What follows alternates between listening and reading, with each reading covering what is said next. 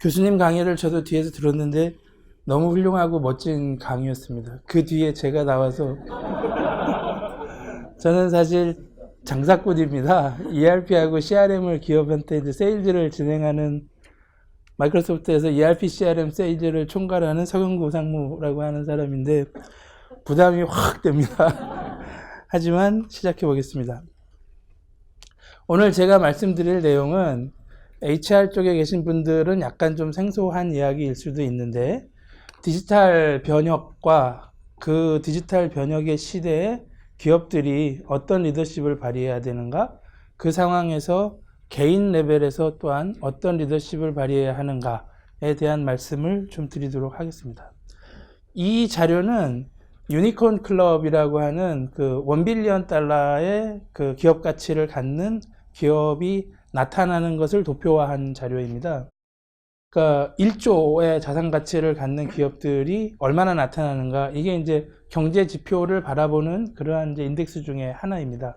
지금 보시면 2011년 이후로 3년간 20개의 유니콘 클럽에 가입된 기업들이 나타났습니다. 에어비앤비 같은 이제 유명한 기업들이 저기에 있죠. 그런데 이제 재밌는 현상은 2014년 이후로 오늘까지, 그러니까 이제 3년간 같은 기간 동안에 유니콘 클럽에 가입한 스타트업 기업의 수는 130개가 넘습니다. 지금 여러분 잘 알고 계신 것처럼 뉴 노멀 시대라고 얘기를 하잖아요. 생산 인구는 점점 줄어들고 있고 또한 구조적인 불황이 장기화되고 있는, 전 세계적으로 동일한 현상을 겪고 있는 이러한 상황에 어떻게 유니콘 클럽에 가입하는 기업들의 수가 왜 2014년을 기점으로 해서 저렇게 확 늘어나느냐라는 것에서부터 이야기를 시작을 하겠습니다. 우리들은 오늘날에 경계가 모호한 세상에 살고 있습니다. 피카츄 잡으러 뛰어다니는 세상에 살고 있는 것이죠. 2000년대, 2010년이 되기 전에 어느 미국에서 있었던 일입니다. 어느 일가족이, 어머니가 그 남매를, 그 누나는 초등학교 저학년이고 동생은 이제 그거보다 훨씬 유아인 이 세 가족이 이사를 하는 중이었어요. 그런데 이제 미국 사람들은 차 위에 자기네 짐 단촐하게 싣고선 가잖아요. 네바다주의 라스베가스 옆에 사막을 지나서 가다가 이 어머니가 저혈당 쇼크를 일으키면서 차가 전복되는 교통사고가 나고 불행히도 어머니는 돌아가셨습니다. 그 상황에서 이제 두 남매가 남아서 차 속에서, 뒤집혀 있는 차 속에서 정신을 차리고 일어나서 어머니를 흔들다가 어머니는 이제 못 일어나니까 그 어머니가 가지고 있던 전화기를 이제 그 큰딸이 발견을 하고 구조 요청을 이제 하는 것이죠. 풀 피처도 되어 있는 스마트폰이었습니다. 그런데 119에 전화하라고 보통은 가르치잖아요. 이 아이는 119에 전화를 하지 않았어요. 페이스북에다가 글을 올렸습니다. 제가 어디에 있는데, 사막 어디인데, 뭐 위치는 잘 모를 것이고, 뭐 사막의 길에 있는데 어머니가 이상해요, 이런 식의 이제 글을 올렸습니다. 주변 사람들, 이 소식을 들은 사람들이 나중에 다 안타깝게 생각을 했죠. 아니 그 전화가 있는데, 전화로 119에 전화를 하면 되는데, 아니면 단축번호 아무거나 눌러서 전화를 하면 되는데 그걸 왜 페이스북에 올리냐. 이 가족이, 이 두 아이가 구출되었을까요? 당연합니다. 되었죠. 그것도 아주 빠른 시간에 되었습니다. 만약에 페이스북이 국가라면 전 세계에서 가장 많은 인구를 갖는 국가입니다. 그 인구 분포를 보면 중국이 13억, 인도가 또 13억, 미국이 3억 2천 이렇게 가면서 가잖아요. 하지만 이것을 디지털 세상에서 이렇게 보게 되면 페이스북이 한 16억, 그 다음에 2등이 중국, 왓츠앱, 위챗, 텀블러, 인스타그램 뭐 이런 순으로 쭉 내려가서 미국은 12인, 이러한 상황. 이게 무엇을 이야기해 주는 것이냐면 오늘날의 우리들은 경계가 모호한 세상에 살고 있다는 것입니다. 이미 여러분들은 디지털과 현실 사이의 경계가 모호한 세상에 살고 있어요. 살고 계신 세상 자체가 이미 디지털 쪽으로 확장되었고, 어떻게 보면 여러분들은 아침에 일어나는 순간부터 그 디지털 월드에 로그인해서 밤에 주무시는 그 순간까지 한 번도 시스템을 끄지 않는 상황으로 살고 계신 분들입니다. 실제 어느 세상에서 더 많이 활동할까? 여러분들은 사실상 리얼 월드보다는 디지털 월드에서 활동을 더 많이 하고 계세요. 우리가 그 물건을 구매를 하는 이걸 이제 그 세일즈 쪽에서는 커스터머 저니라고 해서 이제 그려가는 그림이 있습니다. 처음에 이제 그 센티먼트를 가질 때부터 내가 시계가 필요한가? 이럴 때부터 나중에 결국 시계를 구매하게 되는 데까지의 그 고객 경험, 커스터머 저니가 대략 한 250개 단계로 구축이 됩니다. 그러면서 이제 그 사이사이 여러 가지 많은 일들이 이제 발생을 하는 거죠. 광고를 보고 뭐 할 수도 있고, 친구한테 입소문을 전해 듣고 시계를 검토할 수도 있고, 이 250개의 고객 경험 그 전이 중에 3분의 2는 디지털 월드에서 일어납니다. 여러분들 지금 생각해 보시면, 맛집? 제일 먼저 하시는 일은 전화기에 때려 보시는 걸 거예요. 광화문 근처에 맛집이 어디 있나? 이런 것들이 디지털 월드에서 이제 일어나는 일이다라는 것이죠. 그렇게 되면서 이것은 이제 기업 분포와 기업이 하고 있는 일들이 얼마만큼 디지털라이즈 되고 있는가를 카테고리화한 자료입니다. 당연히 이제 IT 기업이 가장 디지털라이즈가 많이 진행이 될 것이고, 가장 적게 디지털라이즈가 진행되고 있는 곳은 농업하고 그 헌팅이라고 하니까 뭐 사냥? 그런 쪽이 이제 될 것 같은데 그 분야이다라고 되어 있는데, 주목할 점은 어떤 인더스트리를 가리지 않고 전부 다 하얗게 칠해져 있는 인더스트리는 없다는 거예요. 이미 모든 인더스트리에서 디지털화가 급격히 일어나고 있다는 것입니다. 이것이 아까 우리가 보았던 유니콘 클럽의 급증의 원인이다 라고 이야기할 수 있는 것입니다. 경제 자체가 디지털 쪽으로 확장되고 있다는 이야기이고, 그 디지털 세상에서 활동하고 있는, 이미 디지털 번역을 선도하고 있는 기업들, 우버라든가 에어비앤비, 아마존, 이런 기업들이 이제 급속한 영향력을 가지고 성장하고 있다. 이것을 이제 올해 초 다보스 포럼에서 제4차 산업혁명, 디지털 혁명이다 라고 정리를 했죠. 산업혁명은 왜 4차 산업혁명이냐? 산업혁명은 이제 18세기 초에 증기기관이 발명되면서 최초로 이제 대량 생산을 가능하게 해줬던 1차 산업혁명, 그 다음에 전기를 발명해서 에너지의 혁명을 일으켰던 19세기 2차 산업혁명, 그 다음에 20세기에 일어난 이제 컴퓨터 혁명, 인터넷 혁명이 있었고, 그것이 최근에 이제 4차 산업혁명으로 정리가 되고 있는 그런 상황입니다. 그러면 1969년에 알파넷에서 시작해서 90년대 후반에 인터넷으로 돼서 오늘날까지 온 이 사이버 월드와 지금 2014년 이후에 우리의 환경과 달라진 점이 있냐? 이렇게 생각을 할 수가 있어요. 어차피 뭐 5년 전에도 10년 전에도 스마트폰 있었고 인터넷 있었고 그때도 지금처럼 살고 있었는데, 왜 갑자기 요즘 들어서 이제 디지털 트랜스포메이션을 이야기하느냐? 그것은 사실 기술이 어베일러블 했던 기술들이 어포더블 해진 데에 원인이 있습니다.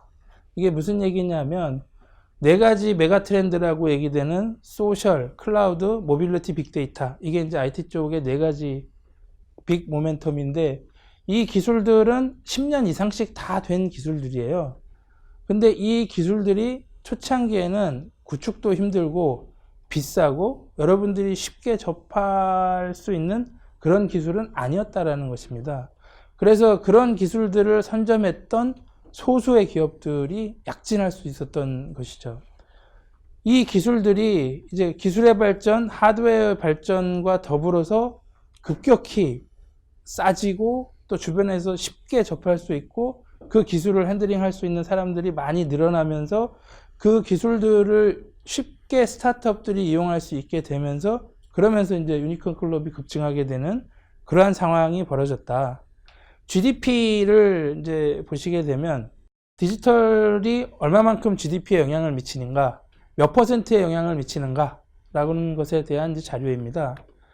직접적으로 영향을 미치는 것은 이제 여러분 생각하시기에는 당연히 IT 분야일 것이다. 그 IT 분야는 대략 한 5% 정도 총 GDP에 이제 그 점유분이 있고, 그 다음에 그 IT를 활용하는 지식근로자들의 생산성 부분까지 하면은 대략 한 이제 20% 정도의 GDP에 이러한 기술들이 영향을 미친다. 그런데 그 이후에 저희 지금 IoT라는 기술, 클라우드라는 기술, 이런 것들이 나오면서 예전에는 디지털라이즈 하기 쉽지 않았던 것들이 전부 디지털라이즈가 되고 있는 상황입니다. 예를 들어서 IoT라는 것은 인터넷 오브 띵즈는 컴퓨터와 네트워크가 모여 있는 게 인터넷이잖아요. 여러분들이 그 안에서 계정을 가지고 활동하는 것이고, 그런데 컴퓨터가 아닌 일반 기계, 예를 들어서 자동차 엔진 이런 데다가 센서를 붙여놓고 그 센서를 네트워크에 연결을 하면 이 기계 자체가 여러분처럼 계정을 가지고 이제 인터넷상에서 활동을 하게 되는 그러한 기술이 IoT입니다. 사물 인터넷. 이걸로 무엇을 할 수 있느냐? 여태까지는 아날로그로 밖에는 측정할 수 없었던 일들, 해당 자동차가 하루에 얼마나 운행을 하고 연비는 얼마나 되고 이런 것들은 사실 디지털라이즈 하기 쉽지 않은 일들이었거든요. 이런 것들이 급속히 지금 디지털라이즈가 되고 있는 상황입니다. 여러분들이 그냥 그 지나치듯이 보고 있는 여러 가지 광고가 있어요. 그 운전 집에다 세워두면은 뭐 보험료 깎아드립니다. 이런 거라든가 해외에서 카드를 사용하시게 되면은 뭐 이러이러한 혜택을 드립니다. 한국으로 이제 이전되어 왔을 때는 해외 쪽은 꺼드립니다. 이런 식의 이제 광고들을 보면 사실은 그것이 예전에는 제공할 수 없었던 서비스들입니다. 이러한 기술들이 그런 서비스를 가능하게 하는 데이터를 만들어주고 있는 것이에요. 그러면서 지금 사실상 60% 이상의 아날로그 세상은 디지털라이즈가 이미 진행되었다라고 보여집니다. 따라서 GDP 전체에서 디지털이 미치는 영향은 지금 거의 70% 이상의 영향을 미치고 있는 상황입니다. 그러다 보니 전 세계의 모든 CEO들의 관심사는 일단 디지털입니다. 어떻게 우리 회사가 디지털 시대에 회사의 데이터를 프로세스를 성공적으로 디지털라이즈하고 시대를 선도하면서 약지해 나갈 수 있겠는가? 이것이 CEO들의 이제 최우선 과제다라는 것이고, 그럼 이제 이런 디지털 세상에서 조금 현재까지보다는 앞에를 조금 이제 보면 지금 이러한 디지털 세상을 가능하게 했던 것은 기술의 발전입니다. 두 번째 지점인 분산 컴퓨팅 시대에 와 있습니다. 제가 처음 IT를 시작할 때는 이제 한 25년 전 뭐 그때인데 저는 이제 그 소매 리테일 업종에서 IT 매니저로서 이제 IT를 시작을 했었습니다. 제가 있던 회사는 전국에 대리점이 300개 정도가 있었고 해당 300개의 그 대리점에 다 포스 시스템이 들어가 있었고 그것을 메인프레임이라고 하는 중앙 컴퓨터에서 전부 다 실시간 처리를 하는 시스템을 가지고 있었습니다. 해당 메인프레임은 거의 이 방만한 크기의 기계였어요. 그 메인프레임의 메모리는 16메가였습니다. 16메가로 16메가면 지금 사실 우리는 상상할 수 없는 크기예요. 16메가로 전국의 그 실시간 포스를 다 처리를 했었어요. 이게 말도 안 되는 얘기다. 그 말도 안 되는 얘기가 오늘날 지금 생각을 해보시면 그럼 우리는 왜 16메가로 그런 일을 지금 못하나? 그 당시에 오가는 데이터의 양이라는 것은 엄청나게 작은 양입니다.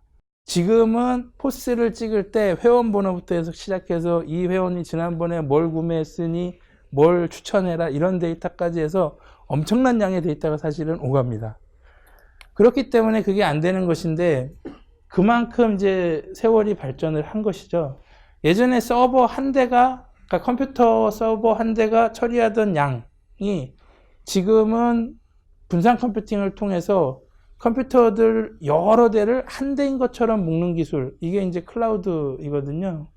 알파고가 왜 그 이세돌 구단하고 경기를 할 때 알파고 뒤에는 뭐 몇만 대의 컴퓨터가 있다라고 얘기를 하는 것이 그것입니다. 클라우드 상에 흩어져 있는 컴퓨터 수만 대를 알파고를 지원하는 한 대의 컴퓨터인 것처럼 이제 모아서 쓸 수 있는 기술. 그게 이제 분산 컴퓨팅인데, 저희가 지금 이 시대에 와 있어서 아까 교수님 말씀하셨던 빅데이터, 또 이제 IoT 이런 것들이 가능한 그러한 세상입니다. 근데 기본적으로 여태까지의 우리의 컴퓨팅은 디지털이다라는 것은 1과 0에 근본적으로 기반하고 있는 기술입니다. 한 메모리에 한 셀이 불이 들어오지 않으면 꺼져 있는 상태, 1 아니면 0, 이거 8개를 모아서 한 바이트를 만들어서 이제 256개 상태를 나타낼 수 있게 해주는, 이걸 이제 모아서 이제 저장을 하고 1 아니면 0인 상태에서 컴퓨팅이 이제 수행이 되는 것이죠. 그런데 지금 퀀텀 컴퓨팅이라는 것이 퀀텀 컴퓨터가 개발 중에 있습니다. 이 퀀텀 컴퓨터는 1과 0이라는 상태 외에 양자역학의 복잡한 이론을 기반으로 해서 하나의 셀이 단순히 불이 들어왔냐 꺼졌냐가 아니고 그 위에 다양한 스테이터스를 나타낼 수 있는 수천 개의 상태를 나타낼 수 있는 그러한 이제 기능을 기반으로 하는 이제 컴퓨터라고 합니다. 그러면 이제 상식적으로 생각을 해봐도 일단 1 아니면 0 이단고보다는 1000개의 상태를 나타낼 수 있다고 하면 1000배의 그 파워를 갖겠죠. 이게 이제 퀀텀 컴퓨팅인데, 실질적으로는 만약에 컴퓨터 한 대가 한 1의 캐파를 가지고 있다라고 하면 지금의 분산 컴퓨팅은 1000, 그 다음에 이제 퀀텀 컴퓨팅은 억배의 그 컴퓨팅 파워를 갖는다고 합니다. 기본적으로 하드웨어를 구성하는 것은 지금 기술로도 문제가 없다라고 합니다. 하드웨어가 아니라 그 위에서 그 하드웨어를 운영할 오퍼레이팅 시스템, 소프트웨어의 알고리즘 개발이 힘들어서 시간이 지체되고 있다.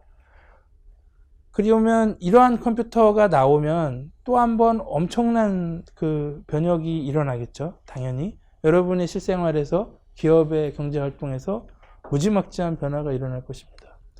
저 퀀텀 컴퓨팅이 언제쯤 우리가 이제 어베일러블 해지고 언제쯤 어포더블 해줄 것이냐, 이게 20년 30년 뒤가 아니에요. 작년에 이미 구글에서 퀀텀 컴퓨터 그 프리뷰를 내놨습니다. 아직 완본은 아닌데.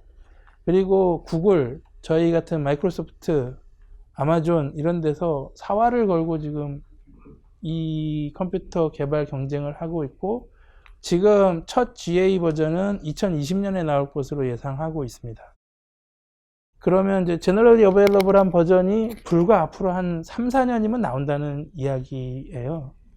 그럼 그러고 나면 그 제너럴 어베일러블 버전이 지금의 여러분이 그 사용하고 계신 클라우드나 이런 것처럼 완전히 어포더블한 기술이 되는 데까지는 3년이 안 걸릴 거다라고 보거든요.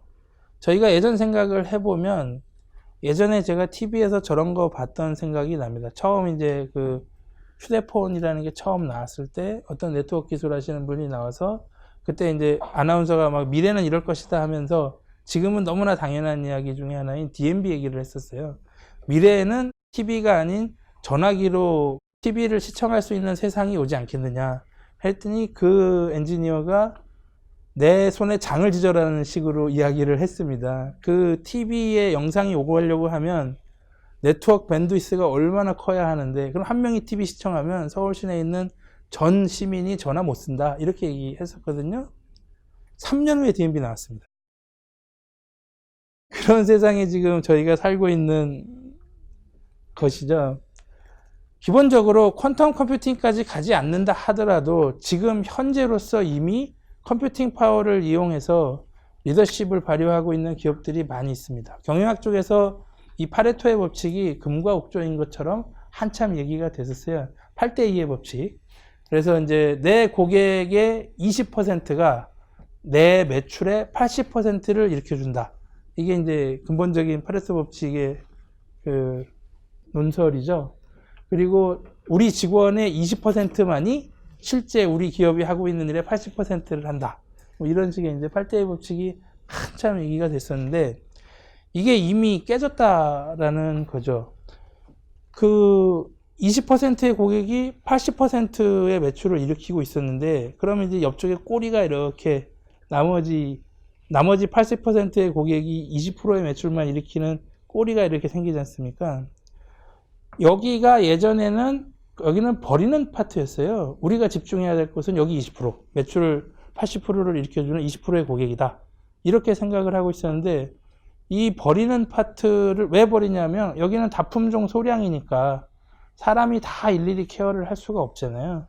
그러니까 그냥 매스 광고 같은 거 때리고 그냥 뭐 팔리면 팔고 아니면 말고 하는 시장이었는데, 여기를 디지털 파워를 이용을 해서 여기를 이제 케어하기 시작하면 길게 늘어갈 수 있습니다. 여기 이렇게 다품종 소량을 길게 가는 거예요. 이걸 이제 롱테일이라고 얘기를 하죠. 롱테일로 성공한 대표적인 기업이 아마존입니다. 아마존은 잘 팔리는 상품이 80%의 매출을 가져가지 않아요. 잘 팔리는 상품들이 물론 많은 부분 매출을 점유하지만 소량으로 팔고 있는 이 롱테일이 이게 아마존 매출의 아주 큰 포션을 차지합니다. 그래서 아마존은 롱테일을 길게 늘려가려고 노력을 아주 합니다. 롱테일을 바라본다. 이런 이제 이야기를 하게 되거든요. 이런 것들은 사실 디지털라이즈 되어 있는 비즈니스가 아니면 힘들다라는 이제 것이고, 아까 그 퀀텀 컴퓨팅 쪽에서도 잠시 말씀을 드렸었는데, 미래를 조금만 이제 좀 더 생각을 해보면 2020년이 되면 대략 250억 개의 디바이스가 이제 인터넷에 붙을 것이다. 사람이 아니라 디바이스가. 사람 인구수의 한참 더 많은 디바이스의 수가 붙을 것이다. 50 제타바이트가 이제 데이터가 생성이 될 것이다. 그리고 클라우드 시장은 240조가 될 것이다. 이게 사실 이제 IT 용어들이라서 익숙하지 않으실 텐데, 이걸 보시면 지금 2014년에 저희가 2010년 이전에는 지금 이 순간 스냅샷을 딱 떠서 우리가 가지고 있는 데이터의 대부분은 과거 데이터였습니다. 그래서 이제 데이터 드리븐에서 분석을 한다라고 하면 사실 과거를 분석을 해서 미래를 예측하자, 이런 이제 거였어요. 2014년 이후에는 아까 그 디지털 지금 혁명이 일어난 이후에는 현재 스냅샷을 딱 떠서 우리가 가지고 있는 데이터의 대략 90%는 최근 1년 안에 생성된 데이터입니다.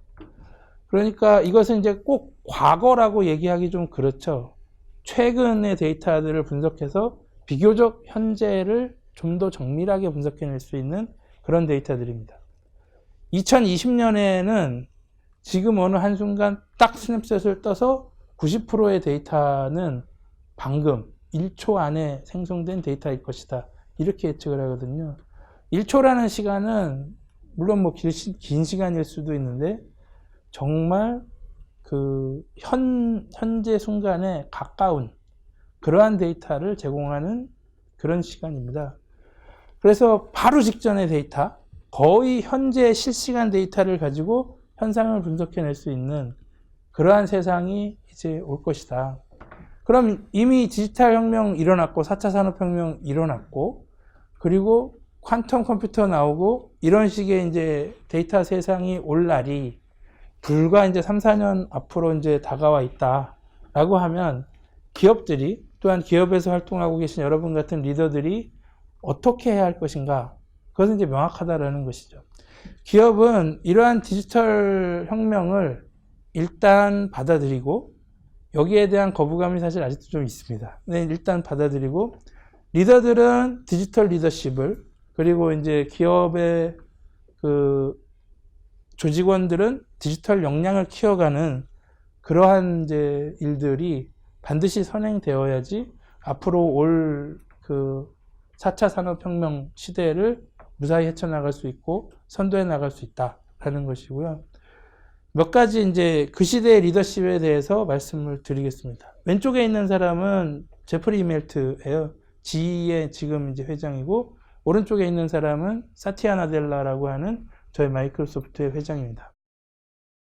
디지털 시대를 선도해가는 이제 리더의 예로 두 사람을 이제 꼽아놓은 것이고, 디지털 시대의 리더십은 컨트롤하고 거버넌스 이런 것보다는 비저닝이 아주 중요합니다. 내가 어떠한 비전을 가지고 있고 우리 조직을 이렇게 이끌어 나가겠다. GE 같은 경우는 10년 이내에 100% 소프트웨어 기업으로 변신하겠다라는 비전을 지금 전 세계에 공포를 했고, 가지고 있던 그 옛날 트래디셔널한 가전 비즈니스를 이미 중국 업체한테 다 넘겼고, 회사 전체를 소프트웨어 컴퍼니로 지금 변화를 해나가고 있는 상황입니다. 저희 사티아 나델라 회장은 그 클라우드 비전 가지고 사실은 회장에 발탁이 된 사람이고, 이 사람은 저희 마이크로소프트 전 세계에 있는 모든 직원들에게 클라우드 비전을 가져라.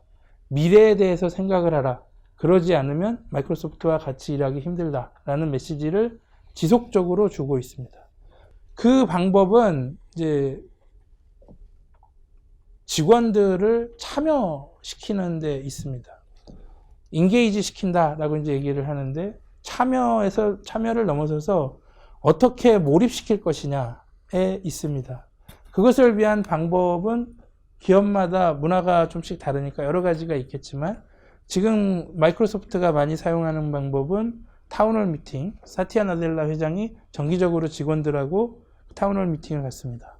그 다음에 이제 해커톤의 마이크로소프트 버전은 이제 원윅이라고 얘기하는데, 일주일 동안 자기가 하고 싶은 것들을 이제 테마별로 모여서 이제 그 세레모니를 하고 어떤 경기를 치르듯이 이제 진행하는 이러한 창의적 행사, 이런 것들을 통해서 직원들의 참여와 몰입을 계속 이야기를 하고 있고, 사실 그 리더십에서 디지털에 대한 이러한 이제 아젠다를 가져가는 것은 쉬운 일은 아닙니다. 그래서 그것의 실행 관점에서 볼 때는 전 세계에서는 Chief Digital Officer라는 CDO 또는 Chief Digital Transformation Officer라는 CDTO를 계속해서 늘려가고 있는 상황입니다. 그리고 지금 대부분의 애널리스트들이 이야기하려는 바로는 차기 CEO가 되는 가장 유력한 주자는 CMO도 아니고 CHRO도 아니고 CFO도 아니고 CDO라고 이야기를 지금 하고 있습니다. 마지막은 이건 이제 아주 중요한 이제 부분인데, 어포더블한 기술들에 대해서 마음을 열라는 것입니다. 이미 손쉽게 사용할 수 있는 기술들, 상용 기술들이 많이 나와 있는데 이것들을 굳이 배척할 이유는 없다. 배척할 이유가 없다 정도가 아니라 이것들을 작게라도 조직에 빨리 받아들이고 작은 시도라도 빨리 시작을 해야 지금부터 급격하게 달려갈 4차 산업혁명 시대의 기업의 생존을 담보할 수 있다. 그것이 여러분들의 경쟁력의 핵심이 앞으로 될 것이다 라는 것을 이제 이해하고 받아들이는 이러한 부분이 이제 필요합니다. 그것을 이제 장표로 정리를 한 것이고요. 마지막은 이제 간단한 그 애널로지로 끝을 맺겠습니다. 개인의 레벨에서 볼 때 이 장표를 이제 보면 어떤 감정이 느껴지시나요? 이 여자분이 즐거운 상황은 아닌 것 같죠? 여러분들이 이 장표를 보고 사이코패스가 아니라면 감정 상태를 인지하는 데는 0.5초가 걸리지를 않습니다. 컴퓨터들은 이 장표, 이 사진을 보고 아, 이 여자분 슬프다, 고민이 있다, 짜증낸다 이런 거 알아내는데 시간 되게 오래 걸려요. 진짜입니다. 자, 컴퓨터가 이거 계산해내는 데는 정말 찰나의 시간입니다. 여기 여러분들 중에 이거 10초 안에 계산해내실 수 있는 분 많지 않으실 거예요. 사람은 컴퓨터보다 훨씬 더 뛰어난 능력을 가지고 있지만 컴퓨터와 서로 그 능력을 발휘할 수 있는 부분은 좀 다르다라는 것이 이제 이 얘기의 핵심입니다. 여러분들이 어떤 의사결정을 내릴 때는 의외로 여러분들의 논리를 담당하는 네오콜틱스라고 얘기하는 이제 심피질 부분에서 의사결정이 일어날 것 같지만 실제로는 이제 림빅 브레인이라고 얘기하는 변연계, 이 감정을 총괄하는 쪽에서 의사결정이 일어납니다. fMRI라는 그 장비로 의사결정하는 순간을 찍은 거예요. 의외로 의사결정은 논리적으로 일어나지 않는다. 거기에 더하여 의사결정은 생각보다 일찍 일어납니다. 그 하버드에서 했던 실험 중에 하나 저런 게 있어요. 대학생들 모아놓고 네가 버튼 2개 주고 오른쪽을 누를지 왼쪽을 누를지 결정하는 순간 바로 눌러라. 이렇게 얘기를 하고 실험을 합니다. 그러면 사람들은 잠시 고민을 합니다. 오른쪽, 왼쪽, 오른쪽, 왼쪽, 오른쪽 딱 누르고 그걸 이제 촬영을 하는 겁니다. 실질적으로 오른쪽을 누를 때 불이 들어오는 분야가 있고 왼쪽을 누를 때 들어오는 분야가 있어요. 이 사람이 누르기 5초에서 10초 전에 불 들어옵니다. 그 다음에 이 사람은 자기는 한 5에서 10초 정도는 더 고민했다고 생각을 해요. 하지만 결정은 이미 훨씬 더 먼저 내려져 있던 상황입니다. 이걸 이제 그 신비주의자들은 결정론적으로 이제 이야기를 합니다. 모든 것은 다 결정되어 있고 그것이 우주에서 내려와서 너의 머릿속에 들어오고 네가 그것을 그냥 네 결정이라고 생각을 하는 것이다. 근데 이제 사실은 그렇다라기보다는 여러분의 인사이트, 의사결정을 위한 인사이트는 논리적인 부분에서 나오지 않는다라는 것입니다. 그래서 위대한 결정이나 위대한 지혜는 어눌해 보입니다. 말로 표현하기 힘들어요. 어렴풋이 알고 있는데 말로 표현하기는 참 힘들어. 이런 것이 위대한 지혜입니다. 모든 리더들은 자신의 겉 필링을 느끼고 그것을 믿으라고 이야기를 합니다. 그 이유가 이것입니다. 여러분들은 논리적인 부분에서 의사결정을 하지 않습니다. 또한 뇌는 그렇게 일을 하지 않고 또한 뇌는 복잡한 것을 싫어해요. 단순한 것을 좋아합니다. 데이터 드리븐 시대에 이 얘기를 이제 왜 드리냐면 여러분들이 너무나 많은 데이터를 접하게 되면 데이터 맹이 됩니다. 눈을 감아버려요. 그 수없이 많은 데이터는 없는 것만 못할 때가 많이 있습니다. 그러한 상황이 사실은 생각해 보시면 매일매일 벌어지고 있으실 거예요. 여러분들 일반적으로 한국의 그 지식 근로자는 그 메일을 하루에 200통 이상을 받습니다. 그게 이제 그렇게 안 받으시면 그 앞단에 있는 메일 시스템이 필터링하고 있는 거예요. 이렇게 받아놓으면 구별을 못합니다. 프라이어타이제이션을 못해요. 이건 중요하고 이건 안 중요하고를 프라이어타이제이션 못합니다. 그냥 나는 읽었다라고 생각하지만 전혀 안 읽은 상황이에요. 그게 여러분이 업무 놓치고 나중에 깨지는 이유입니다. 이것을 막으려고 하면 그 새로운 고리를 만드셔야 됩니다. 그게 뭐냐면 일단 컨트롤을 내 쪽으로 가져와야 돼요. 데이터가 아니라. 그 다음에 그 데이터를 가지고 뭔가를 해야 됩니다. 여러분이 피드백 시스템을 만드는 게 아주 중요한데 그러니까 언어를 배우실 때도 피드백 시스템으로 배운 거예요. 그 엄마한테 언어를 배우는 시간을 이렇게 생각해 보시면 그 시간의 총합보다 여러분이 영어 공부를 한 시간이 훨씬 많습니다. 그런데 영어를 잘 못하는 이유는 그 피드백 시스템을 구축을 못했기 때문입니다. 데이터 쪽에서도 비슷한 상황이 있습니다. 데이터를 읽고 먼저 어떤 데이터가 나한테 필요한 데이터인 것을 적극적으로 찾고 그것을 읽는 것, 그렇게 해서 컨트롤을 내 쪽으로 갖고 오는 것, 그것을 분류로 끝내는 것이 아니라 단순화시켜서 나만의 인사이트로 이제 만드는 것, 그 인사이트에서 작은 행동을 하나 하는 것, 이것이 피드백 루프입니다. 이 피드백 루프를 아주 사소한 것에서부터 만들기 시작하시고 피드백 루프들은 합쳐갈 수가 있어요. 같은 카테고리끼리. 그렇게 해서 이제 인사이트의 폭을 넓혀가고 거기서 나오는 행동을 단순화시켜가면 갈수록 여러분이 데이터 드리븐한 상황에서 데이터 드리븐이 아니라 여러분 드리븐으로 데이터를 지배하고 이 시대를 앞서갈 수 있는 그런 이제 능력을 확보를 하게 되실 것입니다. 제가 오늘 준비한 자료는 여기까지고요. 즐거운 시간 되시기 바랍니다. 감사합니다.